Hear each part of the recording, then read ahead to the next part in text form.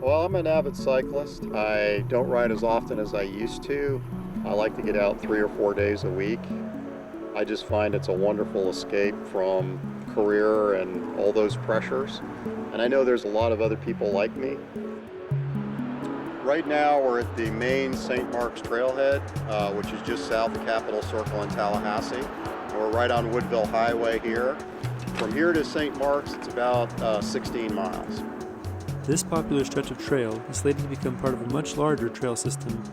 We're in the process of developing a master plan for the Capital City to Sea Trails project. Basically what we'll end up with is a system of over 120 miles of trails all throughout Leon, Tallahassee, and Wakulla County. The proposed trail system is broken down into several projects that will be completed as funding becomes available. At public meetings, citizens chose what projects would be given priority. The interesting part about this project was how much of the citizen input really molded the shape of the project. This actually was not originally a part of the actual corridor for the project, but when the public came together, they thought that, this park is really something special. It's a place where a lot of people ride to, and they felt like having access to it by way of the multi-use trail would be really important.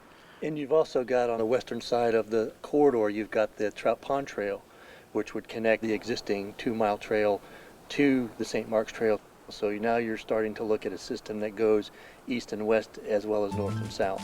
It actually goes southeast all the way to the connection into the St. Mark's Wildlife Refuge. The lighthouse at the St. Mark's Wildlife Refuge is probably one of the most important destinations along this whole corridor. The Bloxham Cutoff Trail was the citizens' third-ranked project.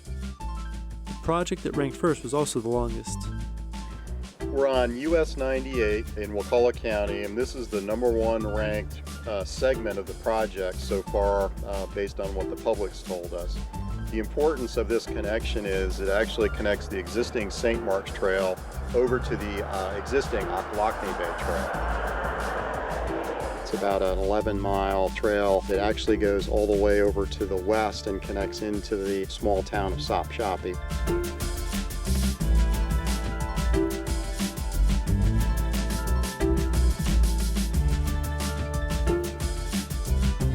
Like the St. Mark's Trail, the GF&A segment was an old railroad.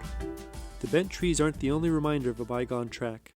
Back in 1926, there was a family of 5 people, and they were crossing over the old GF&A rail line. And they were in a 1923 Overland sedan car, and the car got stuck on the rail.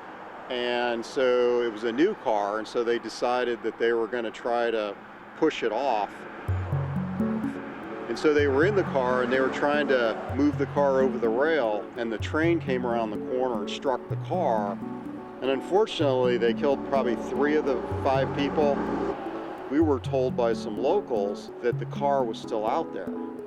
And so we actually went out on a field trip, wandered through the woods for a few hours and found the car. Wow. What we're anticipating is kind of creating like a historic marker there and actually having a little pull-off area where people can pull off and actually see the car sitting there and maybe do a little, memorial kind of placard there that kind of tells the story about it and everything.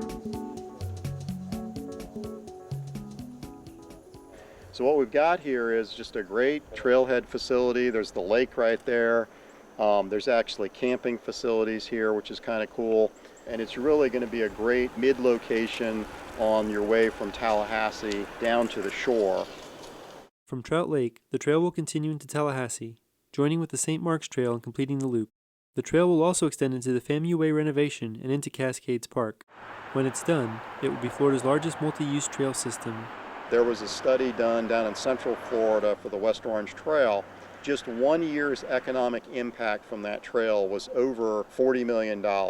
And those are significant numbers. And when you take a facility like this that will ultimately be over 100 miles, you can probably multiply those numbers a few times. So these things have very significant economic returns. It'll take a while to complete the trail. The best-case scenario has construction beginning within 2 to 3 years and lasting over a decade. But John thinks it'll be worth it. A facility like this will be not only a national draw, but it'll be an international draw. For WFSU, I'm Rob Diaz, de Villegas.